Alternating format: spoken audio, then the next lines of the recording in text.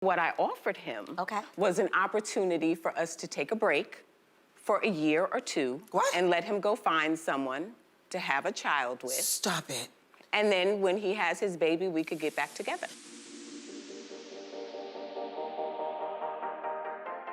Recently, you and your husband, Reggie Youngblood, you guys talked about that you're considering surrogacy. Oh, wow. Any updates, anything you want to share with us, or how were you guys doing? It's on pause. Is it? Okay, yeah, I feel like I'm at a point where my career is starting to do and reward me for all of my efforts and the time that I've been in this business.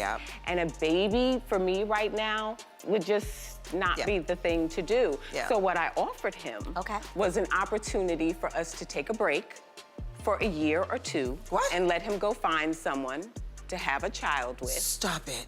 And then when he has his baby, we could get back together. You would genuinely be okay with that? Hold on. So you're giving him permission. So what happens, let's say he follows through and has this baby. Do you help raise the baby? I would help raise the baby. It's just I don't want to have it. I don't want to go get my eggs and all that. It's really more about him being able to have his legacy. You know, you got to know that you were my my 20-year-old crush. Yeah, 20 years ago. Shut up, Lonnie. We didn't ask all, but you were. I was like, oh, thank you. That means a lot coming from you. Still beautiful. I appreciate that. And she's beautiful inside and out as well. Thank you. So if you know anyone, I'm single. Really? Let's get down to business. Yes. Okay. Well, now all of my friends are vertically challenged like me, so I need to know.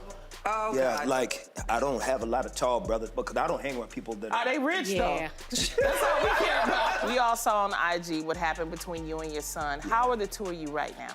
Oh, man, it's for years. Well, that was just a revelation of what's been going on for years. We've been in a very painful place for years, but I will say this. Even though my son chose to try to expose me publicly as a father, I will never expose him publicly as a son.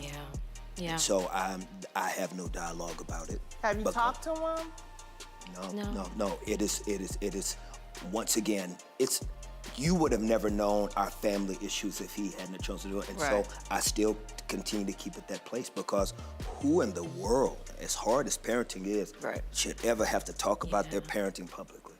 Did you feel that justice was served? I don't think I thought about justice per se because I was still blaming myself. I thought it was something that I did or didn't do. So I don't think I thought about if I got justice. I just knew he did what he did and he went to jail and I had to leave my family, I had to leave my home, and I had to move away. How has this affected you emotionally over the years? In so many ways.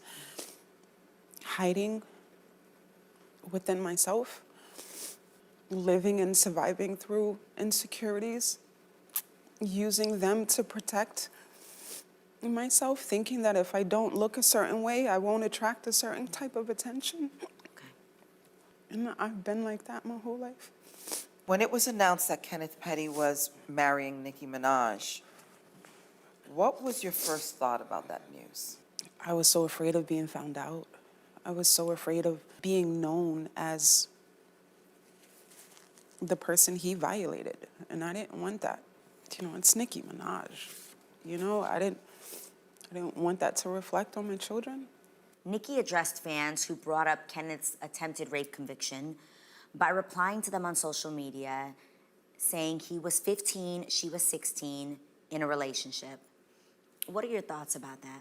It was like reliving it again because it was a lie. It wasn't true. We both were 16. We were never in a relationship. I just felt woman to woman. I was wrong of her because I don't know you and you don't know me to know that that statement you put out to the world to be true. You have 50-something million followers on. They all believed it. It hurt coming from another woman. I mean, just the girl thing, you know? Jennifer, what kind of harassment do you allege that you faced? There was an associate of Kenneth and Nicki Minaj who came to the state that I was living at. I've been harassed by people calling family members that I haven't even spoken to or seen in quite a while, offering money, phone calls from different people in regards to this supposed letter that I written. People approaching my daughter. People approached her in a club and asked her about Kenneth Petty, and she wasn't even born at the time that this happened. Have you ever spoken to Nicki directly? I did, in March of 2020. She called me, and she said that she got word that I was willing to help them out in a situation. I didn't understand what she was referring to. She offered to fly me and my family to LA. I turned it down, and I told her, woman to woman, this really happened. And I hadn't spoken to her since. Now, you allege that Nicki and Kenneth were harassing you. In what way? With them sending people to negotiate numbers as far as money is concerned with family members. And Nicki is the one who personally reached out to me. She's, you know, in regards to helping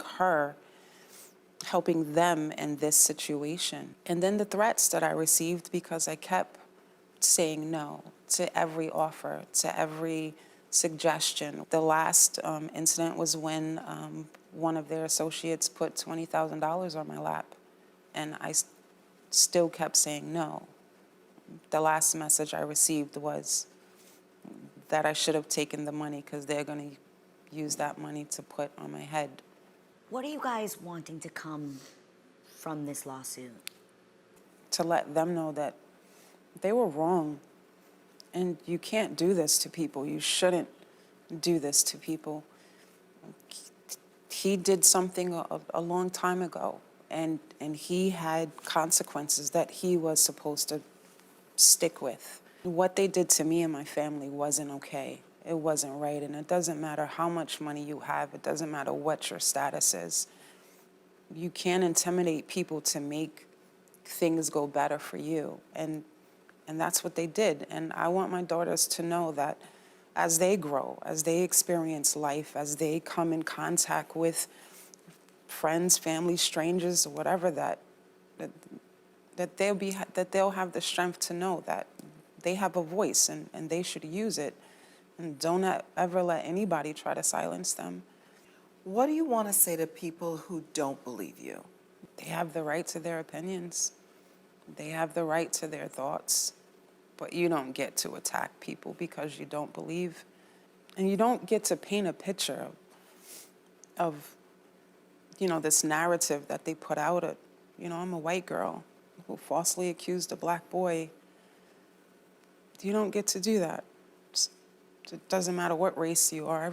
You know, you should be able to speak up and not have people intimidate you.